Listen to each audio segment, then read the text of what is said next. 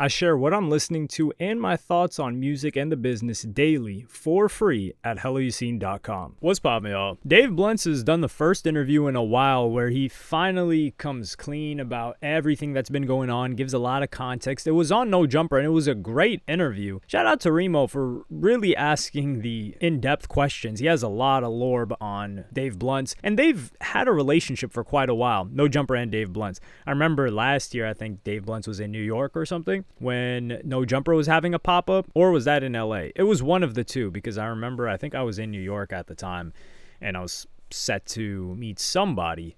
Regardless, we'll get to the point. So in this, he addresses PlaqueBoyMax's situation. So for some context, PlaqueBoyMax has an In the Booth series. You guys have probably heard about it. He gets artists in there. They record a song live. He engineers it. They drop the song sometimes on YouTube. Sometimes it officially drops. Sometimes it gets a music video. Dave Blunts was one of those people. Dave Blunts gets invited again by PlaqueBoyMax, but this time it's not for music. It's for two times he invited him. It's to be a judge on a cooking show, and it's also to be Santa Claus. And Adam22 actually gives more context, because some people will say, Dave Blunts is just being not rude, but he's just being that way with Max and not anybody else. But Adam22 tells a story of when he asked to do a mukbang with Dave Blunts, and then Dave Blunts said no, and then he thought to himself, damn, why is that the first thing that I asked? And Dave Blunts said he didn't take it as offensive. He's just putting a line in the sand of, hey, like, I'm an artist. I know I get these jokes off in my music, and my music is comedic to a degree, but I'm not going to be playing the jokester. Like, I'm an artist first and foremost, which I respect him having some sort of a line, because many other people in his position would just take it as a joke. But he gives some extra context on PlaqueBoyMax's situation, where he says that these guys wanted him, FaZe asked him to do this. So it wasn't PlaqueBoyMax's idea. So they had this Christmas stream idea where they wanted...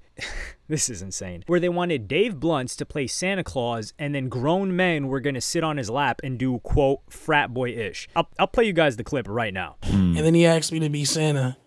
And then I'm like, I don't know. I'm not going to be phased out Santa Claus. What are you talking about? And then he went on his stream, and he said some wild shit, bro. Said some wild shit. He was like, yeah, FaZe members came to me and said they wanted a black Santa so they can do all types of Diddy frat boy shit to him. Who? Me? Nah. You can't be talking about me. I don't play. Trying to me. I don't play those games, bro. What are you talking about? They said he was gonna try to sit on his lap and do all types of Diddy frat boy shit. Like, what the fuck are you talking about? What the fuck? And this shit goes deeper, is because it's like, he was like, I don't know why they asked me. Yeah. Why do you think they asked you? You're black. I'm black. They know they can't come to me as white boys, but like, hey, bro, come on, let's do Diddy frat boy shit.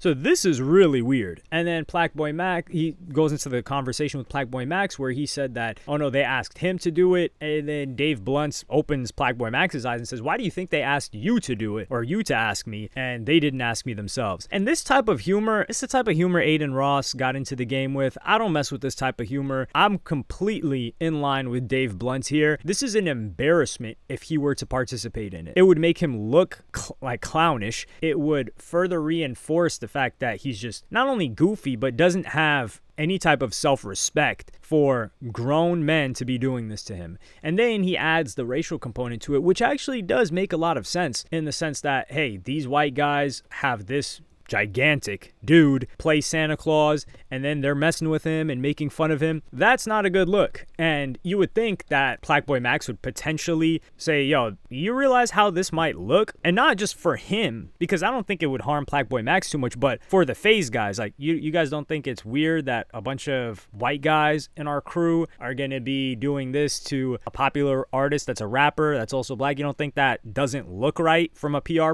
angle? But I don't think he thought about it, because this goes into a deeper conversation, which is when people get into this feedback loop of content. And it reminds me of Logan Paul. So many people think to themselves of the Logan Paul situation in the forest when he filmed someone hanging, and they think, how could someone possibly do this? And if you're just normal minded, you could think that. But I actually have some younger friends who were Logan Paul viewers at the time, and some people my age that were Logan Paul viewers at the time, and they would watch the vlogs every single day. And they said they just watched it. It was just another vlog to them, and they just went about their day. They didn't think it was controversial while watching it. And this is important. This all ties back in. And I don't think Logan Paul thought it was controversial while watching it. But if this is your first impression of it, you're thinking, whoa, why the hell would he do this? And it's not to justify what Logan Paul did, because I know some moron in the comment thinks that's what I'm doing. But sit down and take your thumb off the keypad. Logan Paul was in this feedback loop of do crazier thing, do crazier thing, do crazier thing, more views, do crazier thing, more views, do crazier thing, more views. And to him, he was just like, okay, we're going to go into this crazy forest. Let's see what we find. He probably didn't think he was going to find anything. And then he finds it, and then he records it. He's like, whoa. And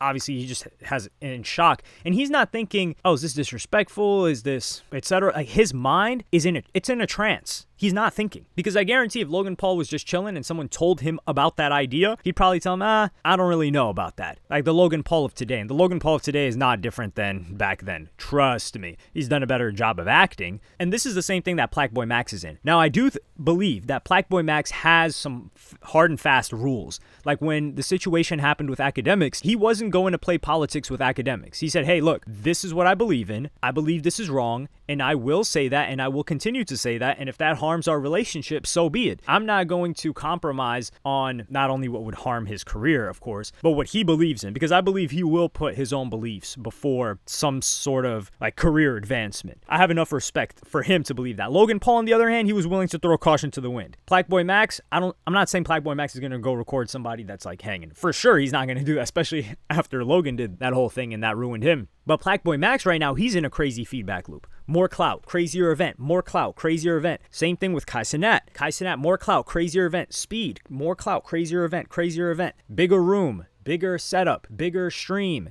traveling stream now. Oh, we got to get Ye. Okay, we just got Ye. Let's get Kevin Hart. Oh, we just got Kevin Hart. Obviously, this is out of order, but I'm just saying. We got Kevin Hart. Let's have Kevin Hart and Drewski for a sleepover. Because if you guys remember, he first started doing sleepover with girls. Then he had Kevin Hart. Then he started doing a 24-hour with Offset or other people as well. And then he's doing a jail stream. So you're constantly getting rewarded for doing bigger and bigger things. And for PlaqueBoyMax, he's thinking, okay, we just had Dave Blunts. We got artists. We got the FaZe house and the FaZe stream. So like, why not just we got cooking shows. Why not just put a cooking show with Dave Blunts as the host? That would be viral. And it would be viral.